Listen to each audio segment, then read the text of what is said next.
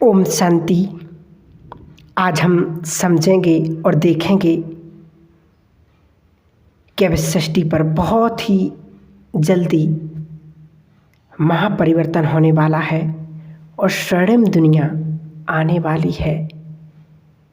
सचमुच आज का समय किस ओर किस गति से बढ़ रहा है वो हम सभी आज देख भी रहे, समझ भी रहे और समझेंगे भी। सच में कितना भाग्यवान है वो हर इंसान जिसने भारत जैसी पवित्र भूमि पर जन्म लिया है। ये भारत वही पावन देव भूमि है जहाँ स्वयं ईश्वर अवतरित हुए हैं। सारे संसार के प्राणी मात्र के लिए ये कितनी खुशी की बात है कि अब पूरी सृष्टि का महापरिवर्तन होने वाला है। खुशी की बात इसलिए है क्योंकि यह परिवर्तन कोई विनाश नहीं, सिर्फ एक ट्रांसलेशन है, परिवर्तन है। और परिवर्तन की इस प्रक्रिया में प्रकृति के पांचों तत्व अब सतो प्रधान और सुखदायी बन जाएंगे। उसके बाद ये बीमारियां और प्राकृतिक आपदाएं सदा सदा के लिए समाप्त हो जाएंगी। साथ ही इस सृष्टि पर रहने वाले सभी जीव आत्माएं भी, खास करके मानव जाति, सभी विकारों से, बुराइयों से पूर्णता मुक्त हो जाएंगी। बस यहीं से एक नई दुनिया, एक नए सुखमय संसार की शुरुआत होगी। लेकिन यह परिवर्तन कैसे होगा और कब होगा, आज हम इस सृष्टि के आदि काल से लेकर के अंत काल तक के सारे राज इस क्लास से हम जानेंगे। तो चलिए, आज से 5000 वर्ष पहले जब इस सृष्टि पर स्वर्णिम युग था, उस समय केवल एक भारत देश ही था, दूसरा और कोई देश नहीं था। तब इस सृष्टि एक छोटे के पौधे के समान थी। लेकिन समय बीतता गया और एक के बाद एक अनेक धर्म, अनेक भाषाएं, अनेक जाति, अनेक प्रकार के देश बढ़ते गए। इस धरती पर धीरे धीरे यह सृष्टि रूपी पौधा वृद्धि को पाता गया और इस पौधे ने एक बट वृक्ष का रूप धारण कर लिया। परंतु अब इस सृष्टि रूपी वृक्ष की अवस्था बिल्कुल जर्जर हो चुकी है। जैसे हर वृक्ष की आयु सीमा होती है, ऐसे ही नियम हम इस सृष्टि की पर लागू करते हैं। इसकी भी आयु अब अंत होने वाला है। लेकिन विशेष बात यह है कि जब भारत हमेशा सेफ रहता है, इसका कभी अंत नहीं होता। जैसे ही संसार पतन होने की ओर जा रहा है, वैसे वैसे इस सृष्टि पर अत्याचार, पापाचार, भ्रष्टाचार बढ़ता ही जा रहा है और मानव विकारों के अति में चला जा रहा है। तब इस सृष्टि पर एक ऐसा परिवर्तन होता है जो फिर से भारत सोने की चिड़िया बन जाता है। वो वही स्वर्णिम युग आ गया। हम एक चक्र के रूप में देखेंगे कि जो इस सृष्टि पर चलता रहता है। इसको हम ऐसे भी समझ सकते जैसे 24 घंटे में दिन और रात का चक्र पूरा होता है।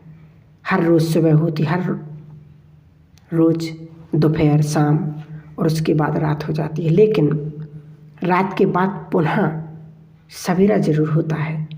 ठीक ऐसी सृष्टि पर भी हम यह चक्र देख रहे जो हर 5000 वर्ष के बाद फिर से रिपीट होता है। यह सृष्टि चक्र समान 4 हिस्सों में विभाजित है: सतयुग, त्रेता, द्वापर और कलयुग। फिर कलयुग के बाद फिर सतयुग आता है। बिल्कुल वैसे जैसे रात के बाद दिन आता। कहते हैं ना, समय कभी नहीं रुकता, ना किसी के लिए रुका है और ना रुकेगा। समय एक ऐसा चक्र है जो इसके अंदर आता है वो उसी के विपरीत होता हुआ चला जाता है। सतयुग से लेकर चलती हुई इस घड़ी की सुई आज यहाँ तक आ पहुँची है। कलयुग के इस अंत समय में जब सृष्टि पर घोर पाप और भ्रष्टाचार बढ़ जाता है, अति धर्म गिलानी हो जाती है, तब इस कलयुग को सतयुग में परिवर्तन करने के लिए उस परम शक्ति परम पिता परमात्मा स्वयंभू, जिसको हम स्वयंभू भी कहते हैं, कि वो स्वयं इस धरती पर आता है। क्योंकि महापरिवर्तन का ये कार्य कोई साधारण व्यक्ति इंसान नहीं कर सकता है। वैसे तो द्वापर युग से अनेक महान आत्माएं, महान धर्मात्माएं समय प्रति समय ईश्वर का संदेश देने व मानवता का पाठ पढ़ाने के लिए ऊपर से आती रहीं, जिन्हें हम अवतार पैगंबर भी कह सकते। उनकी अलग अलग मान्यताओं से धीरे धीरे इस धरती पर अनेक धर्म पनपते गए, लेकिन धर्म भले ही स्थापन हो गए, परंतु संसार का पतन लगातार ही होता रहा। इसलिए नरक समान बनी हुई इस कलियुगी दुनिया को फिर से स्वर्ग जन्नत बनाने के लिए ईश्वर को खुद आना पड़ता है। तभी तो उसको खुदा भी कहते हैं। कलयुग को, इस अंतिम घड़ी को कुछ लोग विनाशकाल भी कह देते हैं, लेकिन हम इसको परिवर्तन का समय कहेंगे। एक विशेष बात सभी ने सुना होगा, जब कोई शरीर छोड़ता है तो अक्सर यही कहते हैं कि स्वर्ग सिधार गया या जन्नत में चला गया। लोग समझते हैं ऊपर आकाश में, सितारों में ऐसी कोई दुनिया होगी, लेकिन वास्तव में स्वर्ग या नरक जो कुछ भी है सब इस धरती पर है। सारे नाम इस कलयुग के हैं, नरक, हेल, क्योंकि यहाँ सब दुखी हैं, और सतयुग में है अपार सुख, इसलिए उसको स्वर्ग, जन्नत, हेवन या पैराडाइज कहते हैं। फूलों का बगीचा, अल्लाह का बगीचा, अनेक नामों से उसको जानते हैं। अब ये धरा फिर से वही दुनिया बनने वाली है जहाँ सुख होगा, शांति होगी और सभी प्राणी मात्र का अत्यधिक प्रेम होगा।